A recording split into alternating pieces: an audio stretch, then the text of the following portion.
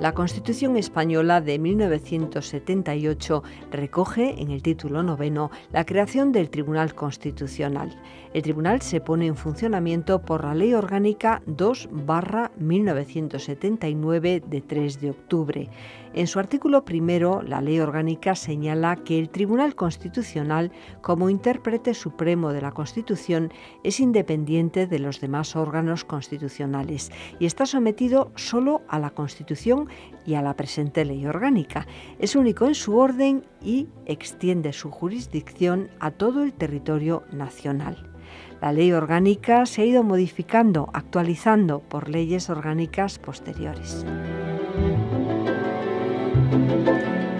Del estatus del Tribunal Constitucional en el sistema constitucional español hablamos hoy con el profesor Pedro Julio Tenorio Sánchez, catedrático de Derecho Constitucional en la UNED. Es el actual director del Departamento de Derecho Constitucional de la Facultad de Derecho de esta Universidad Nacional de Educación a Distancia, docente e investigador, en especial en el tema de la protección de derechos fundamentales. Ha sido durante años letrado del Tribunal Constitucional. Buenos días, profesor. Buenos días, María José. Pues si le parece, profesor Pedro Tenorio, comenzamos por las atribuciones del Tribunal Constitucional. Bueno, las atribuciones se entienden en gran medida si aludimos un poco al origen de los tribunales constitucionales, ¿no? Los tribunales constitucionales no existieron en toda la historia del constitucionalismo. Son una creación de ya avanzado el siglo XX que se generaliza en las constituciones de la Segunda Posguerra Mundial, ¿no? Y las razones por las que se crearon y las competencias que tienen se corresponden unas con otras. Por una parte, hay los conflictos entre entes territoriales descentralizados en nuestro Estado, entre comunidades autónomas, tienen elementos políticos que desbordan un poco las características de la jurisdicción ordinaria, de los tribunales ordinarios. Y en este sentido ya hubo, a finales del siglo XIX, algún intento de crear tribunales arbitrales al margen o además de la jurisdicción ordinaria. Los tribunales constitucionales van a recoger esta competencia. Pero luego además es que ocurre que en la tradición jurídica de Europa, como consecuencia de que el Parlamento es el órgano que representa al pueblo y que hace las leyes, se consideraba que el Poder Judicial, del que desconfiaban los revolucionarios franceses y luego los progresistas, no se le consideraba capacitado para decir que una ley era inconstitucional. Es decir, el Poder Judicial, que era visto con desconfianza, se quería que estuviera exhaustivamente sometido a la ley que hace el Parlamento, principal representante de la soberanía. Esto entra un poco en crisis en el sentido de que entonces ¿para qué las constituciones declaran derechos, ¿no? Si después resulta que el legislador puede hacer lo que quiera, pues quedan vacías las declaraciones de derechos. Por eso se idea que estos tribunales constitucionales puedan aplicar la Constitución incluso frente al legislador. Y de aquí nos salen las dos grandes competencias de un tribunal constitucional. El recurso de inconstitucionalidad, que es el recurso para controlar la constitucionalidad de las leyes, que no puede controlar los tribunales ordinarios, al menos con facultades decisorias, y los conflictos de competencia entre comunidades autónomas. Son las dos competencias que hacen necesario, de alguna manera, un tribunal constitucional. Pero los tribunales constitucionales tienen más competencias. Una tercera importante competencia de nuestro Tribunal Constitucional es el recurso de amparo, que tiene también que ver con la protección de los derechos fundamentales. Lo puede presentar cualquier persona que considere que se ha vulnerado un derecho fundamental suyo. Junto a estas tres competencias principalísimas, diría, hay otras todavía principales que aparecen mencionadas en la Constitución. Por ejemplo, la cuestión de inconstitucionalidad es una competencia un poco más técnica. Se explica por este sometimiento que tienen los jueces y el Poder Judicial a la ley. ¿Qué pasa cuando un juez o un tribunal piensa que tiene que aplicar una ley y que esa ley es inconstitucional? Ya hemos dicho que la tradición jurídica europea le obliga a aplicar la ley. Bien, cuando ya existen tribunales constitucionales, se asigna a estos la competencia siguiente. Un juez o un tribunal que tengan que aplicar en un litigio una ley que piensen que es inconstitucional, pueden plantear el asunto al Tribunal Constitucional. El Tribunal Constitucional les contesta si la ley es o no contraria a la Constitución y ya ellos resuelven el caso concreto de acuerdo con los criterios proporcionados por el Tribunal Constitucional. Luego hay otra competencia que puede parecer marginal numéricamente, pero que ha tenido en situaciones críticas gran importancia, que es propia de los estados descentralizados territorialmente. Y es que hay una previsión en la Constitución que prevé que el gobierno puede impugnar disposiciones de las comunidades autónomas y, invocando un artículo de la Constitución determinado, quedan suspendidas esas disposiciones automáticamente, sin necesidad de que acuerde la suspensión el Tribunal Constitucional. También tiene importancia cualitativa, pero no cuantitativa, el control previo de tratados internacionales, que es otra competencia. El gobierno puede pedir al Tribunal Constitucional, antes de la ratificación de un tratado internacional, que se pronuncie sobre su constitucionalidad o inconstitucionalidad. Esto ha ocurrido en España 2 veces, con motivo de la integración en Europa. Y luego la Constitución dice que además pueden las leyes asignarle otras competencias, ¿no? Entre estas otras competencias que le han atribuido a algunas otras leyes, pues quizá cabe destacar la competencia para resolver conflictos entre órganos constitucionales del Estado. Por ejemplo, entre el Congreso y el Gobierno. Y esta competencia es también numéricamente poco importante, pero en los últimos tiempos en que se ha producido una mayoría parlamentaria que no sostiene establemente al gobierno, las discrepancias entre gobierno y parlamento han dado lugar a la presentación de este tipo de conflictos. Hay una cuestión que yo creo que tampoco tenemos muy clara los ciudadanos, y es ¿qué es lo que diferencia al Tribunal Constitucional de otros tribunales, profesor Pedro Julio Tenorio? Bueno, pues una cosa que los diferencia es el procedimiento de nombramiento de sus miembros. En el nombramiento de los miembros del Tribunal Constitucional, de los tribunales constitucionales en general, se quiere a la vez capacidad jurídica, experiencia jurídica, pero también una especie de compromiso político, pero con la Constitución. Más que un compromiso político partidista, un compromiso con la Constitución, ¿no? Mientras que entre nosotros la carrera judicial pues es básicamente se compone de jueces que muestran una capacidad técnica, pasan una oposición de jóvenes, etc. Los tribunales constitucionales son personalidades de reconocido prestigio, con experiencia jurídica y conocimientos jurídicos, reconocido prestigio jurídico, y de alguna manera que tienen un compromiso activo con la Constitución, ¿no? Y luego la principal diferencia con los demás tribunales es la que he dicho antes. El Tribunal Constitucional puede declarar inconstitucional una ley entera, o una coma, o una palabra, o un artículo, o un párrafo, y los tribunales ordinarios, ninguno, ni el Tribunal Supremo, puede considerar o declarar inconstitucional una ley. ¿Qué diferencia o qué relación hay entre el Tribunal Constitucional y el Tribunal Supremo en este caso? ¿Qué diferencia? Se lo pregunto también a nivel de ciudadano, porque muchas veces también tenemos esa confusión, la diferencia entre Tribunal Constitucional y Tribunal Supremo. Bueno, son muchas. El número de miembros. El Tribunal Supremo está compuesto por 6 salas especializadas por las materias. Algunas salas tienen más de 10 jueces. El Tribunal Constitucional tiene solamente 12 magistrados. Los magistrados del Tribunal Supremo no tienen límite en su duración del mandato. Los magistrados del Tribunal Constitucional tienen un mandato de 9 años. El Tribunal Constitucional, como digo, puede declarar inconstitucional una ley. Los tribunales ordinarios, el Tribunal Supremo, no. Bueno, el Tribunal Supremo es el que está en el vértice de la organización judicial y resuelve litigios concretos, entre 2 partes, entre el Estado y un particular, o entre 2 particulares. Esos particulares pueden ser empresas privadas, sociedades, etcétera, ¿no? el Tribunal Constitucional no resuelve solamente litigios entre particulares,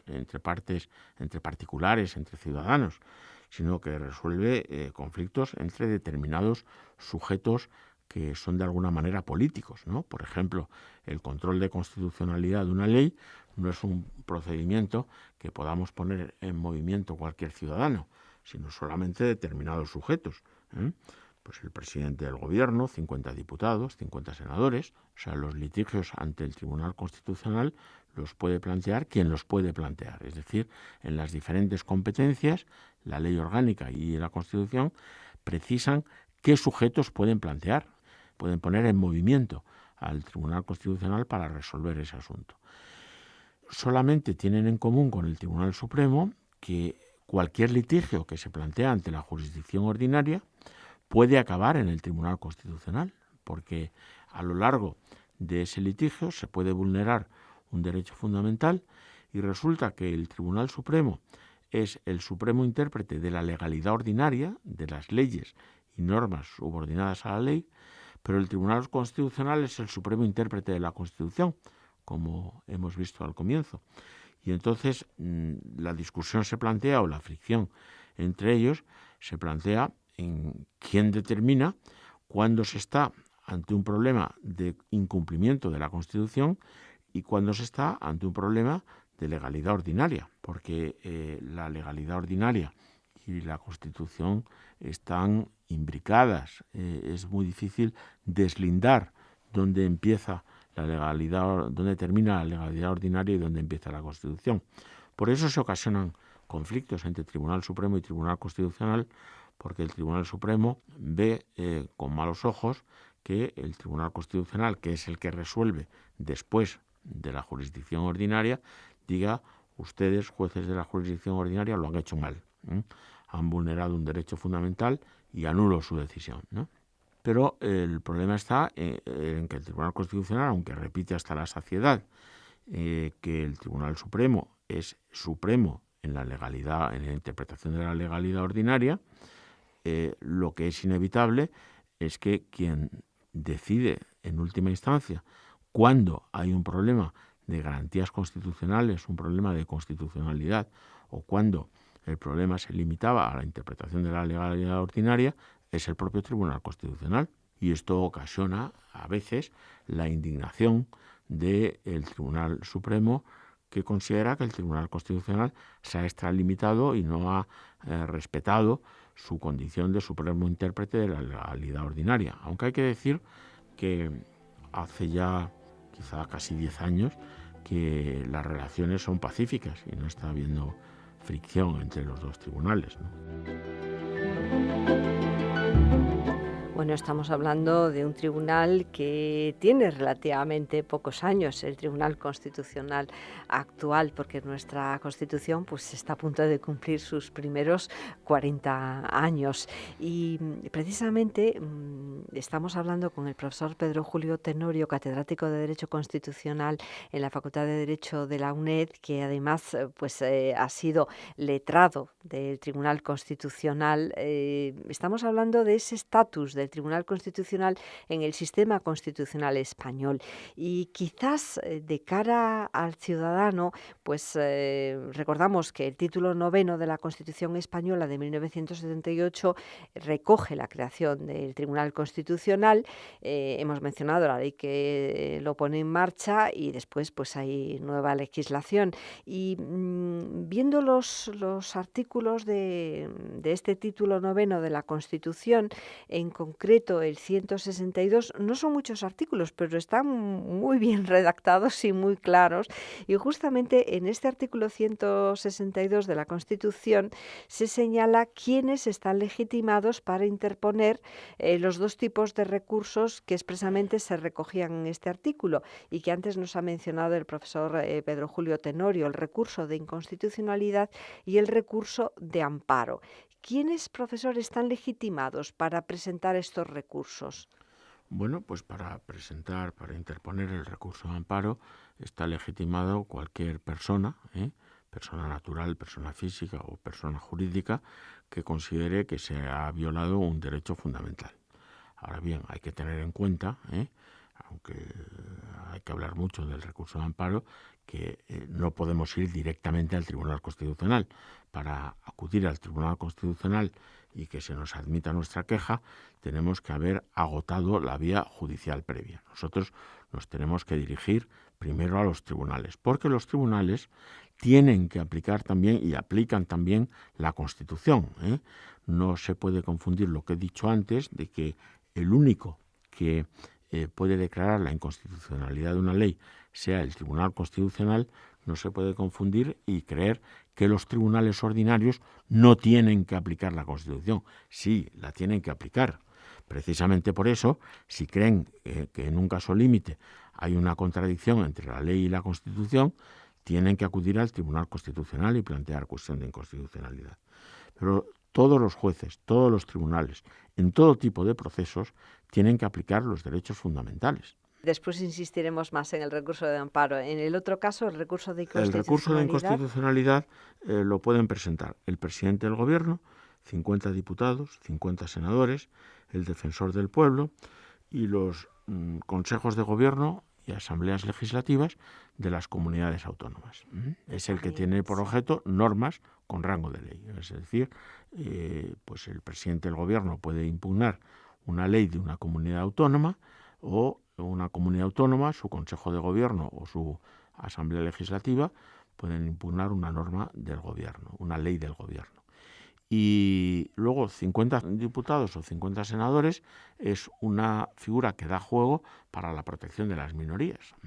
Es decir, si una minoría en el Parlamento piensa que la mayoría parlamentaria se está extralimitando y está yendo más allá del marco constitucional al aprobar una ley, pues siempre tiene la solución, aunque no podrá evitar que se apruebe por mayoría, tiene la posibilidad de acudir e interponer un recurso de inconstitucionalidad ante el Tribunal Constitucional. Profesor, ¿y qué significado tienen las resoluciones del Tribunal Constitucional? Estoy pensando sobre todo en las que afectan directamente al ciudadano, en esos recursos de amparo. Todas las sentencias del Tribunal Constitucional se publican en el Boletín Oficial del Estado. Esto nos da una idea de su importancia, ¿no? Pero las sentencias no solamente resuelven un asunto... ¿Y se llaman resoluciones o sentencias? Las sentencias son un tipo de resoluciones. Normalmente se emplea en derecho la palabra resoluciones como en un sentido más amplio. Las resoluciones de un tribunal, si son jurisdiccionales, si son administrando justicia, pueden ser providencias, autos o sentencias. Puede haber también diligencias de ordenación. Y luego los tribunales adoptan también resoluciones de tipo, o decisiones o acuerdos, se les puede llamar, de tipo gubernativo, ¿no? Por ejemplo, pues el Tribunal Constitucional toma acuerdos del Pleno, pues a lo mejor regulando el horario del registro en el verano o el procedimiento de selección o de nombramiento de letrados del Tribunal Constitucional, ¿no? Y entonces resoluciones es una categoría más amplia. Las sentencias son las resoluciones más importantes porque son las que ponen fin a un procedimiento de un recurso que ya ha sido admitido y ha sido tramitado. Esas sentencias se publican en el Boletín Oficial del Estado. Depende de qué competencia dé lugar a la sentencia, la eficacia de la misma, ¿no? Si tenemos una sentencia que cierra o que concluye un recurso de inconstitucionalidad y declara inconstitucional un precepto de una ley, pues esa ley queda expulsada del ordenamiento jurídico, o ese precepto legal, o esa parte de esa ley, ¿no?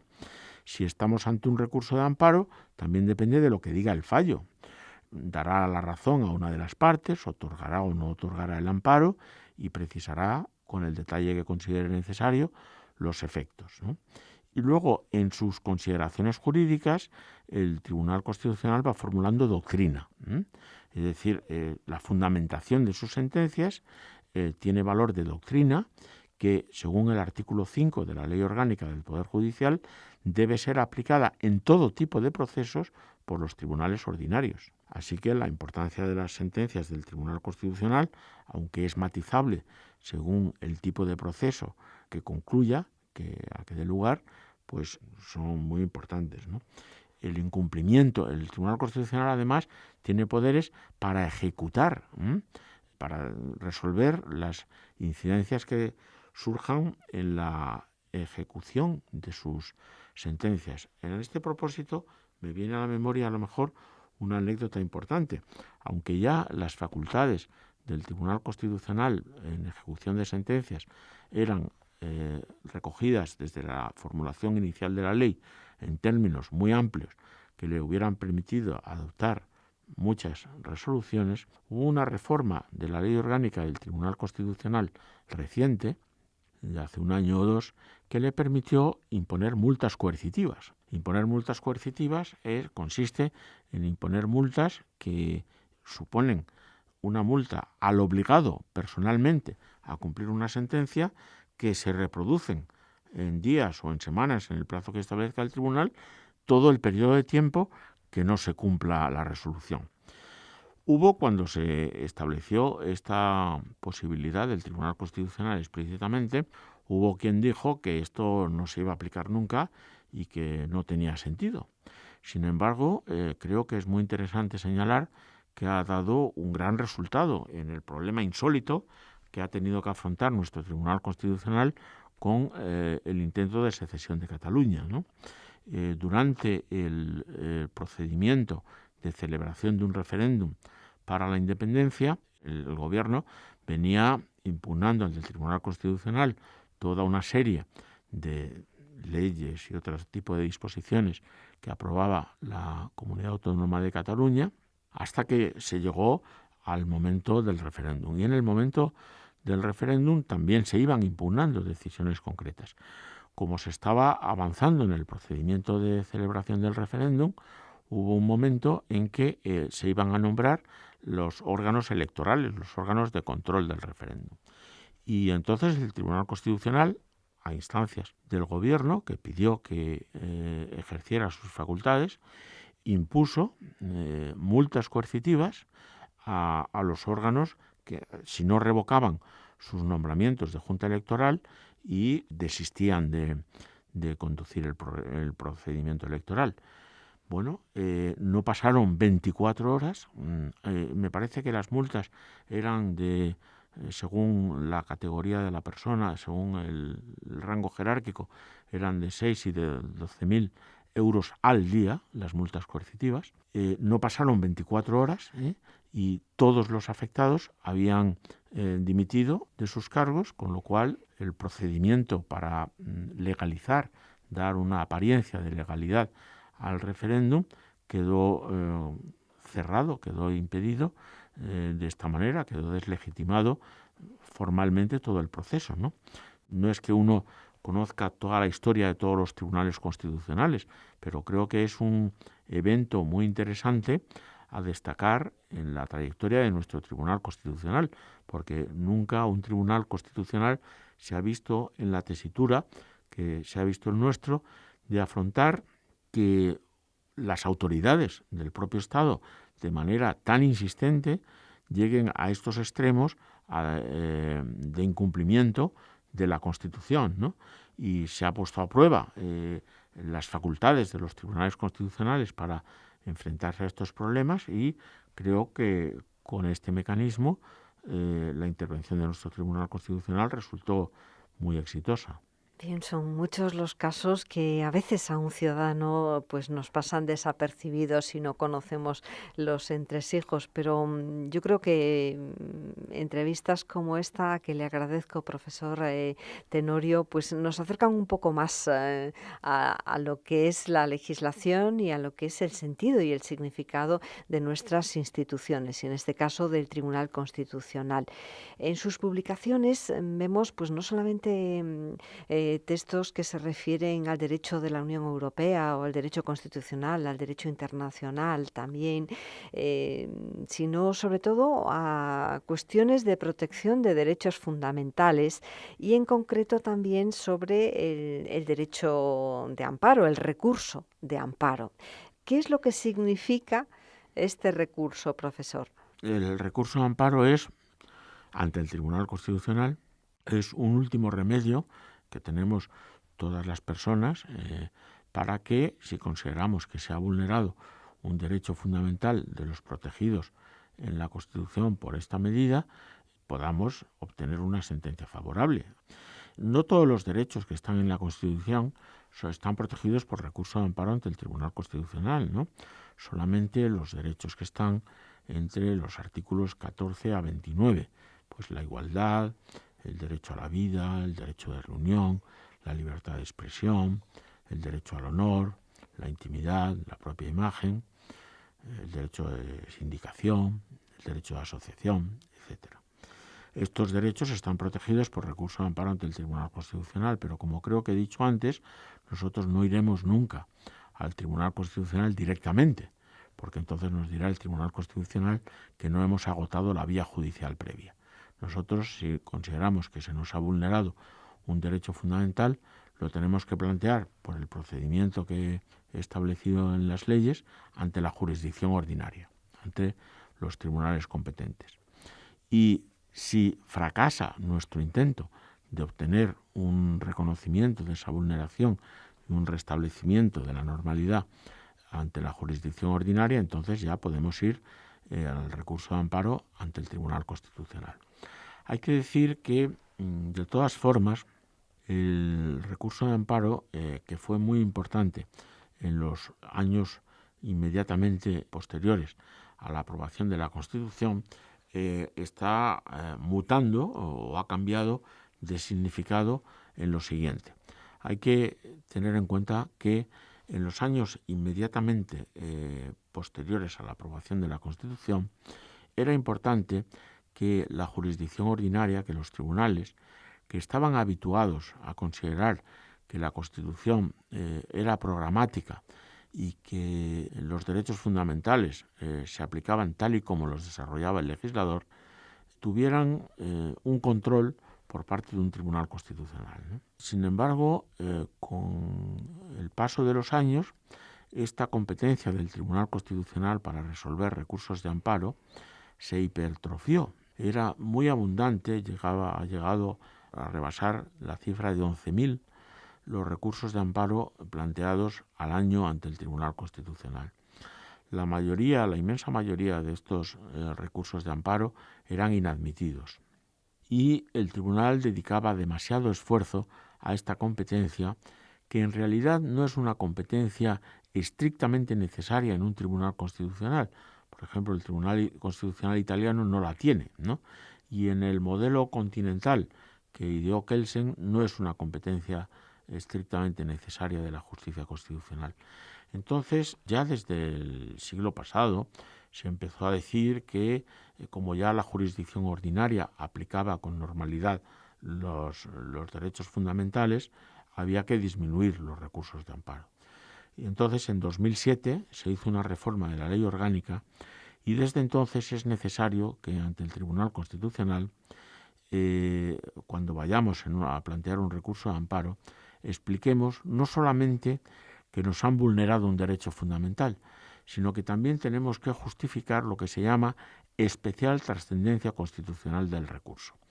Es decir, tenemos que mostrar que la importancia de ese recurso excede de nuestro caso, que es importante para que el Tribunal Constitucional formule doctrina nueva o aclare la anterior, o que el asunto tiene una gran importancia social o económica o jurídica, pero no basta que nos hayan vulnerado un derecho fundamental, porque para eso se considera está ya la jurisdicción ordinaria, ¿no?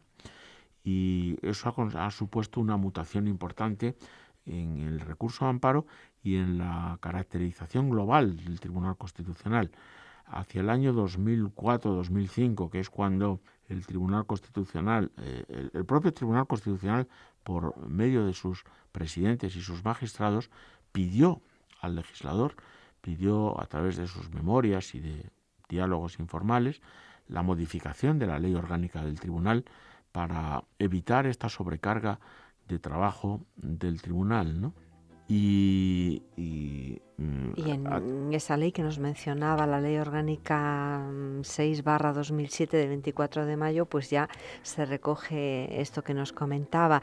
Y bueno, es curioso porque en la memoria del Tribunal Constitucional de 2016, que está en la página web del Tribunal Constitucional, pondremos un enlace, pues de nuevo el presidente llama la atención sobre esta cuestión y concretamente, y cito literalmente, escribe: creo que este es un dato que merece una reflexión por parte de todos y especialmente de los procuradores y abogados a quienes la ley encomienda la representación y la defensa de los derechos y libertades fundamentales de los ciudadanos. El tiempo es muy breve. Estamos en Radio 3 de Radio Nacional de España, en Canal UNED, en un programa de la Universidad Nacional de Educación a Distancia, acercándonos al Tribunal Constitucional, a su estatus en el sistema constitucional español. Y bueno, hablaremos más adelante de otras muchas cuestiones, pero profesor, yo he estado mencionando que durante años pues ha sido letrado del Tribunal Constitucional. Me gustaría concluir viendo qué tareas desempeñan los letrados del Tribunal Constitucional. Se lo pregunto no solamente porque ha ejercido esta función, sino porque estamos hoy oyendo hablar pues del presidente del Tribunal Constitucional, de los magistrados, pero detrás hay otros muchos profesionales para llegar a esas resoluciones. Bueno, pues la misión de los letrados del Tribunal Constitucional es auxiliar a los magistrados. Los magistrados son 12, son los que son elegidos o por el Congreso de los Diputados, o por el Senado, o por el Gobierno, o por el Consejo General del Poder Judicial. Son juristas de reconocido prestigio que llegan al Tribunal Constitucional después de una larga experiencia profesional. Unos vienen normalmente del Tribunal Supremo como jueces, otros vienen de la universidad, catedráticos y profesores de universidad. Pero claro, después en los asuntos de que conocen no hay especialización material, ¿no? No hay especialización por razón de la materia. La ponencia de un asunto en el que puede haber esgrimido una empresa que se ha vulnerado su derecho a la tutela judicial efectiva en un procedimiento concursal le puede corresponder a un catedrático de Derecho Financiero y Tributario o un catedrático de Derecho Constitucional, ¿no? Y viceversa, ¿no? Un recurso interpuesto por parlamentarios por un procedimiento interno parlamentario le puede corresponder la ponencia a un magistrado que sea catedrático de mercantil, de Derecho Mercantil.